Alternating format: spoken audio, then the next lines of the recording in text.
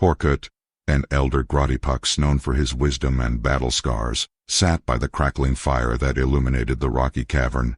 The orange glow flickered across the faces of the younger Grottipux gathered around him, their eyes wide with anticipation and respect. They were eager to hear stories from Horkut's long life, tales of valor and fearsome foes that had tested the limits of their kind. The elder took a deep breath, his weathered skin reflecting the warmth of the flames. "Gather close, young ones," he said, his voice a deep rumble that seemed to resonate within the cavern walls. "Tonight, I will tell you of the most terrifying beings I ever faced in battle. These were creatures whose very presence on the battlefield sent shivers down the spine of even the bravest warrior." The younger Grottipux leaned in, their green and blue scales shimmering in the firelight, eager to hear more. "We knew them back then as the Scraith. We didn't bother to call them by their own designation. But the ancient word Scraith, meaning wicked apparition, seemed appropriate for those beings." Horkut continued, his eyes narrowing as memories surged back. "Physically stronger than most Grottipux, they towered over us, their muscles rippling with a power that seemed almost unnatural. They possessed a ferocious bloodlust that made them relentless in combat, driven by an insatiable desire to conquer." Horkut paused, allowing his words to sink in. The younger Grottipux exchanged glances, intrigued yet anxious to learn more about these formidable foes. "But it wasn't just their physical strength that made them terrifying," Horkut added. "The Scraith had a unique ability to produce a natural drug within their bodies. This substance enhanced their physical abilities, temporarily transforming them into beings of pure savagery.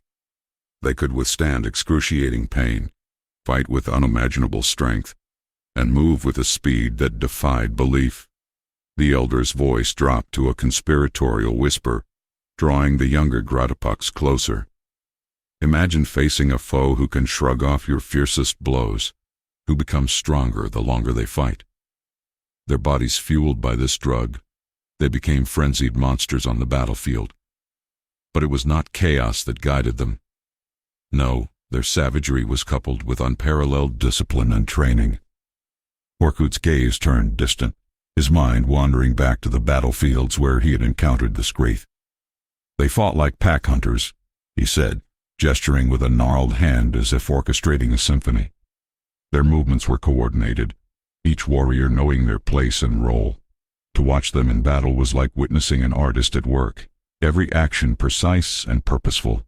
Their strategy was as formidable as their strength, and their relentless assault on our defenses was like a tide that could not be turned. The young Grottipux were silent, captivated by the vivid imagery Horkut painted with his words. "In battle, the Scraith were relentless," he continued. "Once they worked themselves into a frenzy, there was no stopping them. Their attacks came in waves, each more ferocious than the last, crashing against our defenses with an intensity that tested our courage and determination." As the night wore on, the younger Grottipux, still gathered around the flickering fire, urged Horkut to continue his tale. They were curious to learn more about the Scraiths, particularly the mysterious hierarchy that seemed to govern their battlefield prowess.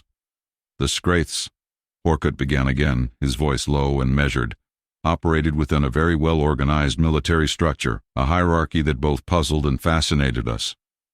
Their leadership was divided into two distinct ranks, the high officers and the sub-officers. This dual system was the backbone of their battlefield effectiveness." The elder paused, his eyes reflecting the dying embers as he recalled the intricacies of the Scraith command. "What was most peculiar about them," he continued, "was the distinct difference in temperament between the two ranks. The high officers, though fearsome, were the strategic minds, the ones who kept a tight rein on the battle's ebb and flow. They were calm, calculated, and seemed almost detached from the bloodshed they orchestrated." Horkut shifted his gaze to the youngest of his audience, eager to impart a crucial lesson. "But the sub-officers," he said with a hint of warning, "were the true harbingers of chaos. These warriors thrived on the adrenaline of combat, their bloodlust evident. They were not just participants in the battle, they were the storm itself, their fury unmatched."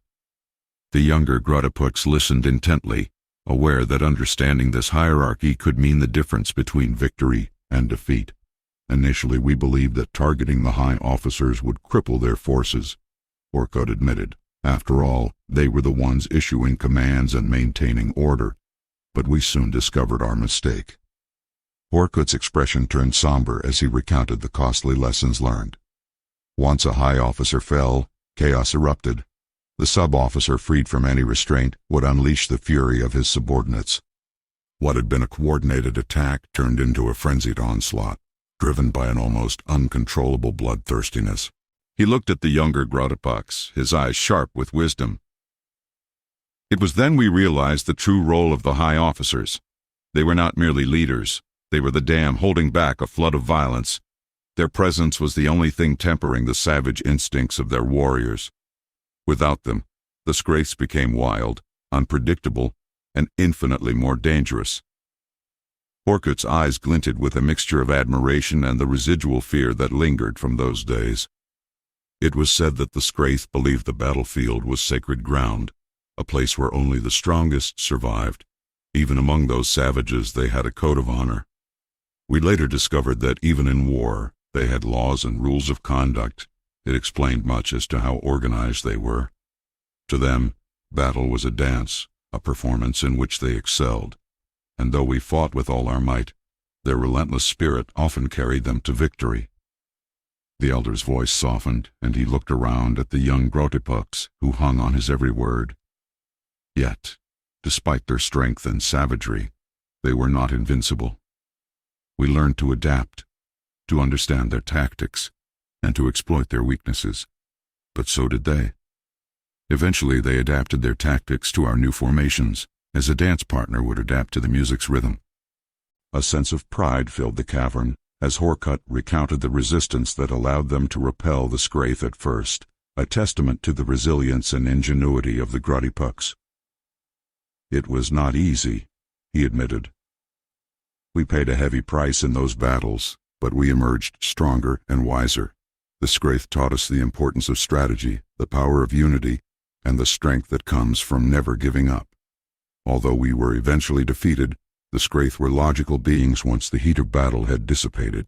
Orkut leaned back, the firelight casting shadows across his face, and the younger Grotipux nodded in understanding, their spirits bolstered by the story of perseverance.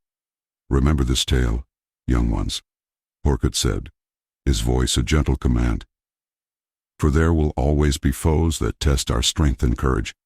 It wasn't until after we surrendered to the Scraith that we stopped using the term and began to call them by their own designation. The humans,